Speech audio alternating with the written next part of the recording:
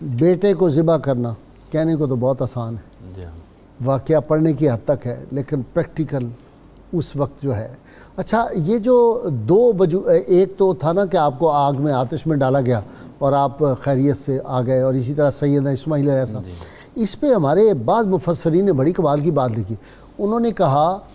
کہ پیشانی سیدنا ابراہیم میں نور مصطفیٰ تھا، اس کو آگ کیسے چھو سکتی ہے؟ اور اس کا ثبوت ہمیں ملتا ہے، وہ آپ صلی اللہ علیہ وسلم جی صحابی کے گھر گئے اور آپ نے اس کپڑے کو اپنے دست اقدس لگائے، تو وہ جب صاف کرنا ہوتا تھا اس کو آگ میں ڈالتے، اس کو آگ نہیں چھوتی تھی۔ دوسری طرف اور وہ روٹی جو لگائی، ایک دن آپ صلی اللہ علیہ وسلم سیدہ عائشہ کی تو پک گئی اور وہ نہیں روٹی پکی۔ اسی طرح وہ جو جہاں پہ آپ کو مینا میں سیدنا اسماعیل علیہ السلام کی قربانی دینے کے چھری چلائی، تو وہ نور مصطفیٰ صلی اللہ علیہ وسلم پیشانی سیدنا اسماعیل علیہ السلام میں تھا، وہ کیسے ذبح ہو اس سکتی پہ چھری کیسے چل سکتی تھی؟ ہے نا یہ بات؟ بالکل یقیناً۔ غازی صاحب، سورہ البقرہ کی آیت نمبر 124 کے اندر اللہ پاک نے ذکر فرمایا وَإِذِ ابْتَلَىٰ إِبْرَاهِيمَ رَبُّهُ بِكَلِمَاتٍ، اور یاد کیجئے جب آپ کے رب نے ابراہیم علیہ السلام کو کئی چیزوں میں آزمایا، اور میں سمجھتا ہوں آزمائشیں کائنات پہ بہت سے لوگوں پر آتی ہیں اور اللہ کی طرف سے ہی آتی ہیں، مگر جس انداز میں اللہ تعالیٰ نے ابراہیم علیہ السلام کا ذکر کیا اور جو سٹیٹمنٹ جاری کی کہ ہم نے آزمایا ابراہیم کو اور ابراہیم ہر آزمائش میں کامیاب پورے اترے،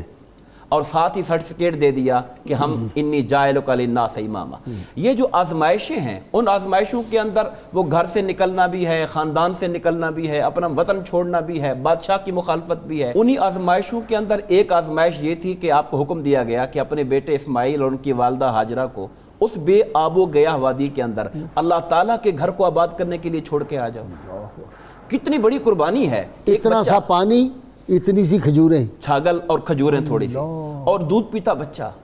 اور وہ جس کے بارے میں کہا کہ بے آب و گیا وادی ہے جہاں پر کوئی زرخیزی کا نشان تک نہیں ہے، اور دور کوئی گھروندہ نہیں، کوئی چھپر ہی نہیں ہے، کچھ بھی نہیں ہے، وہاں چھوڑا ہے۔ اور گھر والے کتنے صابر تھے کہ جب بار بار پوچھا میں کیوں چھوڑ کے جا رہے ہو، تو خود ہی سمجھ آ گئی کہ آپ اللہ کے حکم پہ چھوڑ کے جا رہے ہیں، پھر کوئی پرواہ ہمارا رب ہمیں کبھی ضائع نہیں کرے گا۔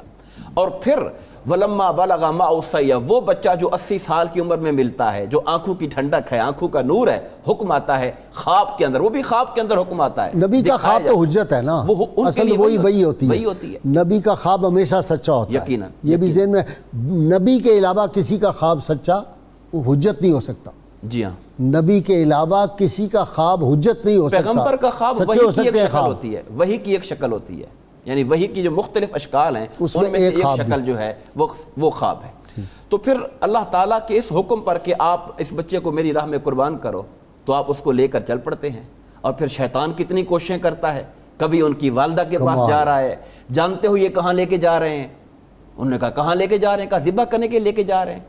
انہوں نے کہا یہ کیسے ہو سکتا ہے، تو انہوں نے کہا اللہ نے حکم دیا کہ اگر اللہ نے حکم دیا ہے تو پھر ایک اسماعیل کیا میری 1000 اسماعیل ہوتا بھی خدا کے نام پہ قربان ہے۔ پھر اس معصوم کے پاس اسماعیل علیہ السلام کو کہا جا رہا ہے کہ آپ کو جانتے ہو بیٹا یہ آپ کو کہاں لے کے جا رہے ہیں، ان کا بھی یہی جواب۔ ابراہیم علیہ السلام پہ آزمائش کی جا رہی ہے کہ یہ خواب کا معاملہ آپ کیا کر رہے ہیں، اپنے معصوم بیٹے کو، اکلوتی اولاد کو ذبح کرنے کے لیے جا رہے ہیں، ایسا حسین بیٹا،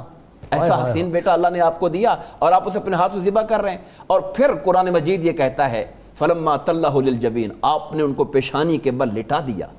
انہوں نے خود کہا ابا جان مجھے پیشانی کے بال لٹائیں تاکہ میرا چہرہ دیکھے، ہاں کہیں یہ نہ ہو کہ آپ کو چھری ہل جائے، کہ شفقت پدری کہیں جوش نہ مار دے، آنکھوں پہ پٹی باندھ دیں۔ اور پھر اس سارے عمل کے اندر جب دیکھیے رب کائنات اس بات کی گواہی دے رہا ہے کہ ابراہیم علیہ السلام نے اپنا وعدہ سچ کر دکھایا، رب کائنات نے جنت کے حکم دیا کہ وہاں سے میڑھا لایا جائے۔ کیا ہے جی کہ انہوں نے وعدہ پورا کر دیا، سیدنا سی آیت کا قد صدقت الرؤیا، قد صدقت الرؤیا، آپ نے اپنے خواب کو سچ کر دکھایا ہے۔ وَكَذَلِكَ نَجْزِي الْمُحْسِنِينَ، اور جو نیکوکار لوگ ہوتے ہیں ہم انہیں اسی طرح انعام دیا کرتے ہیں کہ رب کائنات نے جنت سے میڑھا عطا فرمایا، اس کو ذبح کیا گیا اور ابراہیم علیہ السلام کے لیے فدیہ کے طور پہ ہو گیا۔